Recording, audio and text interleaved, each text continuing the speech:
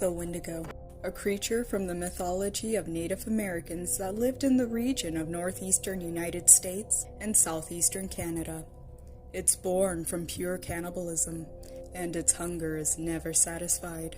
There are a lot of stories surrounding the 13-mile woods of northern New Hampshire. I've heard of stories of hunting parties starving out there and resorting to cannibalism. There's no telling what happens out there. This story was told to me by my grandfather, who met one of the people involved. The year was 1957. His name was Arnold Watson. He loved to hunt, and he loved even more to take long hunting trips in the woods. Of course, he never went alone. He had a couple of old friends he'd take along, Andy Johnson and Darrell Tremble. He hadn't seen them in years, so they all decided to go on a week-long hunting trip. They packed up all their stuff, hunting rifles, blankets, tents, matches, and a week's worth of ammunition and food. The three of them piled into Arnold's Chevy pickup truck. The ride through the winding dirt roads was long and bumpy. They were deep into the woods now. Then the engine started making clicks and sputtering noises, like it was breaking down. It slowed to a stop.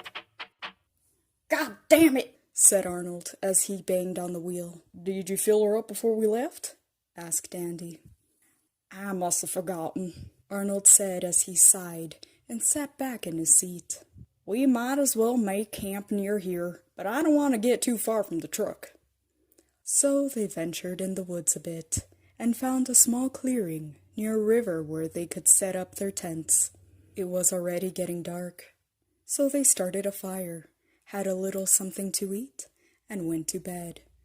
They slept with their guns at their bedside, just in case.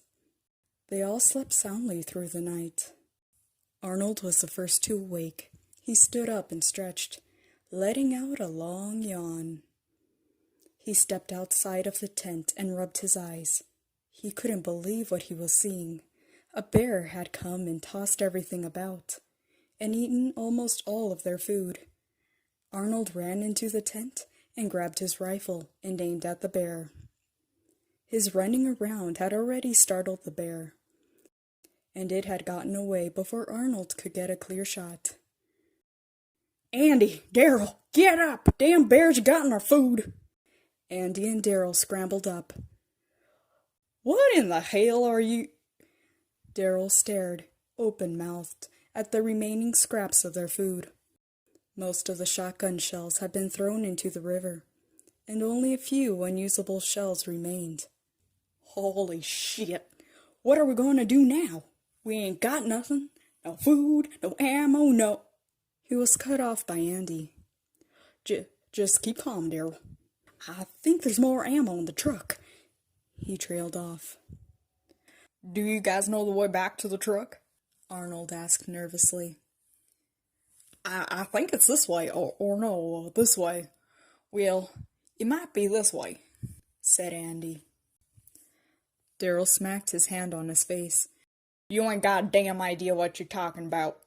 Darrell and Andy both lunged at each other and started wrestling and cursing in between breaths. Hey, stop that!" Andy pulled Darrell off of Andy.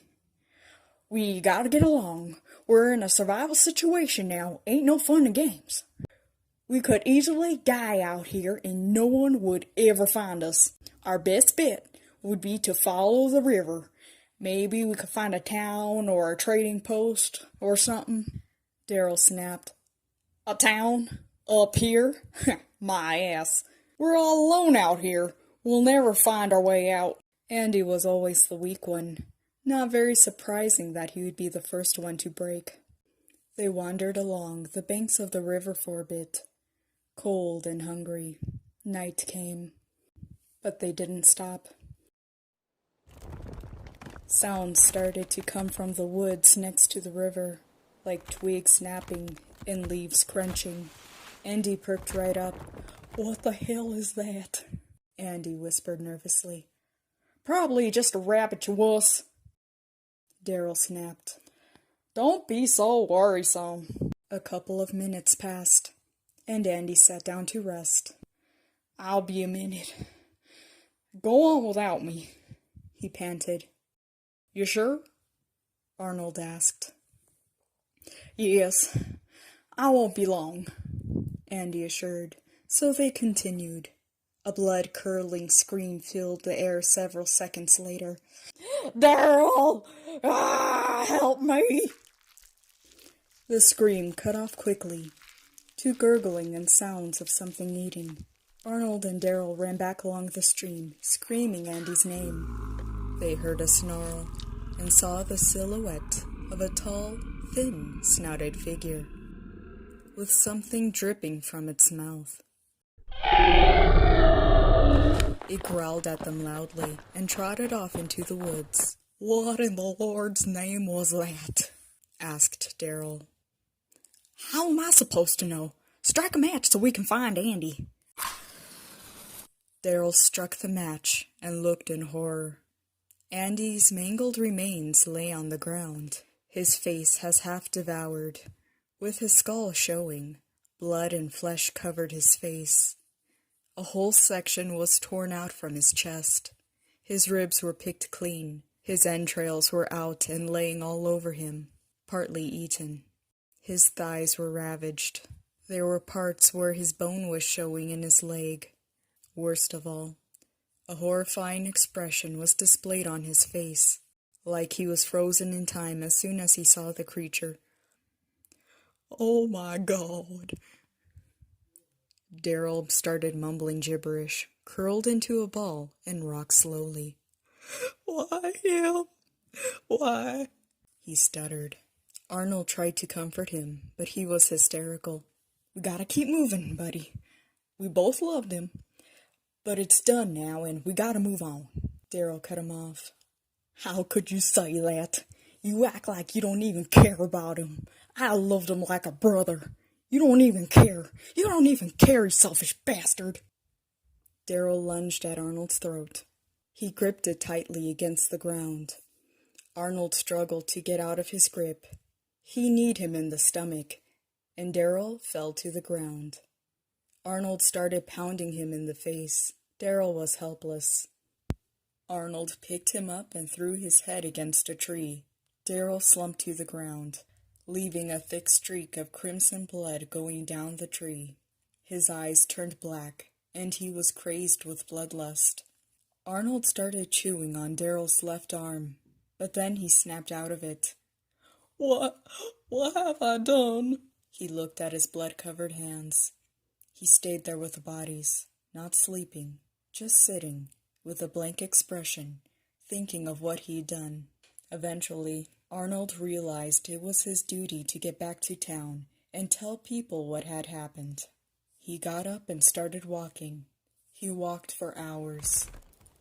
Then the twig snapping came back, and the leaves crunching. He felt a warm breath on the back of his neck. He turned around, slowly, and towering over him was the beast.